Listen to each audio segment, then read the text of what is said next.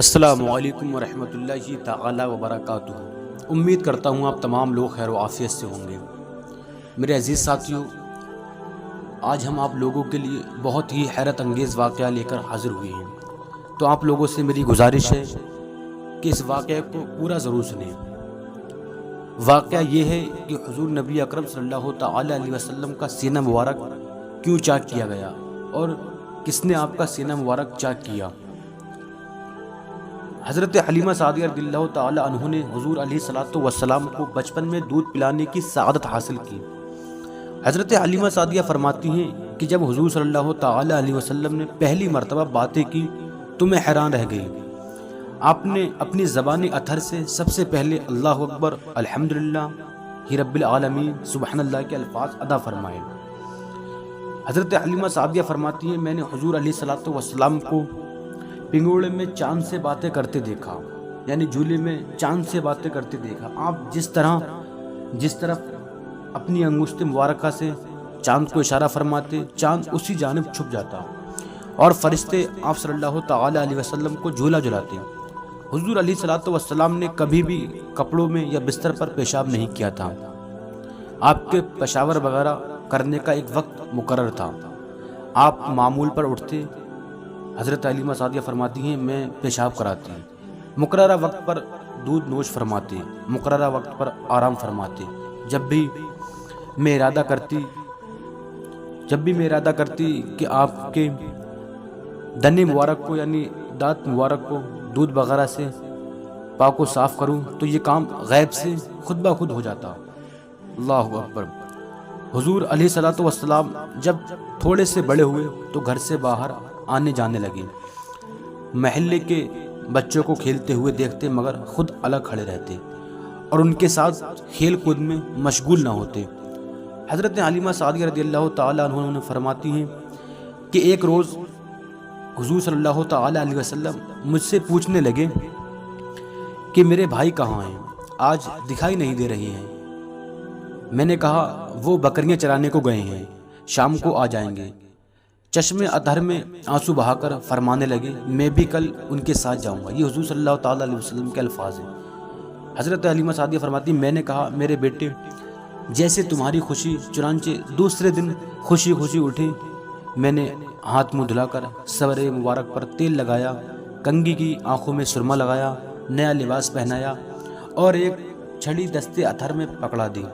اس کے بعد حضور صلی اللہ تعالی علیہ وسلم اپنے رضائی بھائی کے ساتھ باہر تشریف لے گئے اور بکریاں چرانے لگے، بکریاں چرانے میں مشغول ہو گئے۔ جب نصف دن گزر گیا یعنی آدھا دن گزر گیا تو میرا بیٹا ابا ابا ابا جان امی جان پکارتا بھاگتا ہوا گھر آیا۔ وہ ڈرا ہوا تھا اور خوف سے کانپ رہا تھا۔ کہنے لگا امی جان محمد صلی اللہ تعالی علیہ وسلم کی خبر لو نا، معلوم اب زندہ بھی ہیں یا نہیں۔ میں نے پوچھا کیا ہوا؟ حضرت حلیمہ سعدیہ نے فرمایا میں نے پوچھا کیا ہوا؟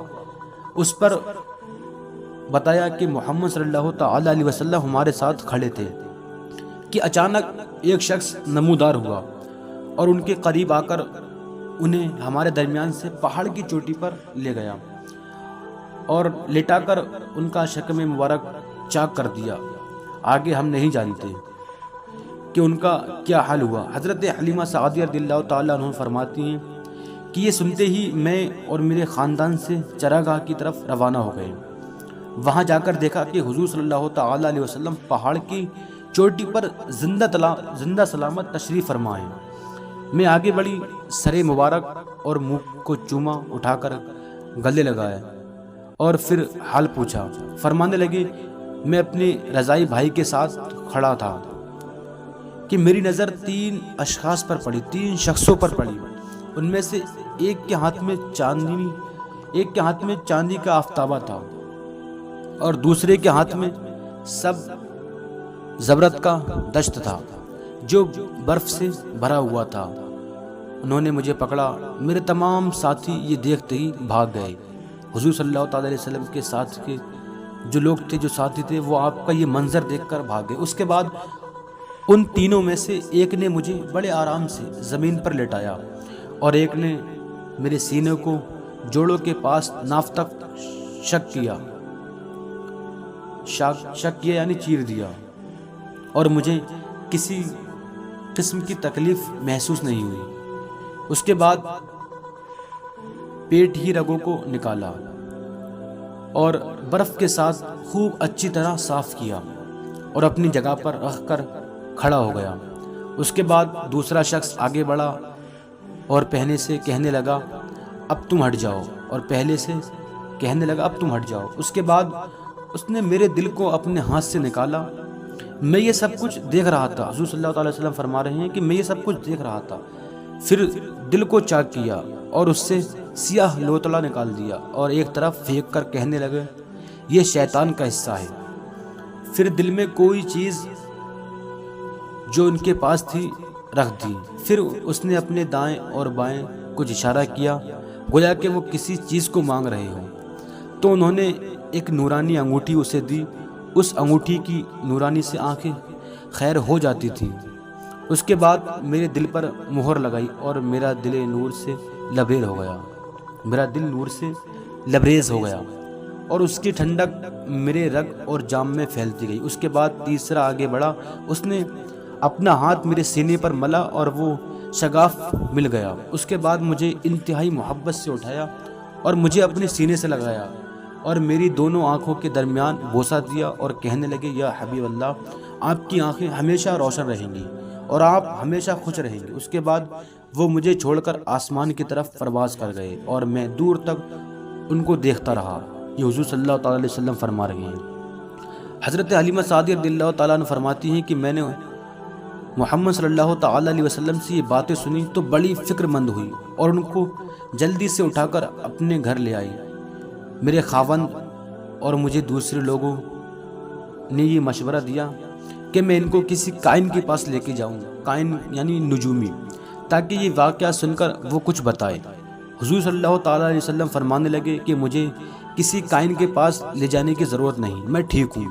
حضرت حلیمہ سعدیہ رضی اللہ تعالیٰ عنہ فرماتی ہیں کہ لوگوں کے بے حد اصرار اور مجبور کرنے پر میں حضور صلی اللہ تعالیٰ علیہ وسلم کو ایک کائن کے پاس لے کر گئی اور اس کو تمام واقعہ سنایا۔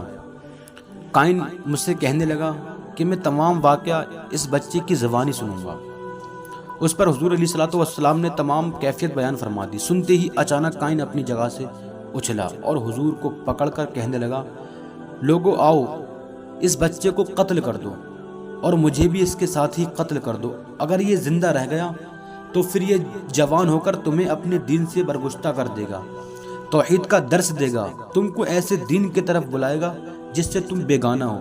حلیمہ سعدیہ رضی اللہ تعالیٰ عنہ فرماتی ہیں کہ کائن ابھی یہ شور مچا ہی رہا تھا کہ میں نے ان کے ہاتھوں سے حضور صلی اللہ تعالیٰ علیہ وسلم کو چھینا اور جلدی سے اپنے گھر لے آئی۔ اس کے بعد میرے شوہر اور لوگوں نے مجھے مشورہ دیا کہ اس سے پہلے کہ آپ کو کوئی گزند پہنچے، تکلیف پہنچے، بہتر یہی ہے کہ حضور صلی اللہ تعالیٰ علیہ وسلم کو حضرت عبد المطلب کے حوالے کر دیا جائے اور اس امانت سے دستبردار ہو جایا جائے۔ چنانچہ میں نے پھونکا، پکا ارادہ کر لیا کہ آپ کو واقعی ان کی والدہ اور عورت جند امجد کے حوالے کر دینا چاہیے۔ میں نے یہ ارادہ کیا اور اپنی سواری پر سوار ہوئی، حضور علیہ الصلوۃ والسلام کو اپنے آگے بٹھایا۔ اچانک اسی منادی کی آواز میرے کانوں میں آئی اور وہ کہہ رہا تھا اے مکہ کے سرزمین، اے مکہ والو، اے مکہ کے زمین پر رہنے والو، تم کو مبارک ہو، آج سے تمہارا نور، تمہارا کمال اور تمہارا چاند واپس آ رہا ہے۔ آج سے مکہ کی سرزمین قحط و وفا سے محفوظ ہو گئی اور اب آپ قیامت تک خزانوں سے بھری رہے گی۔ ماشاءاللہ۔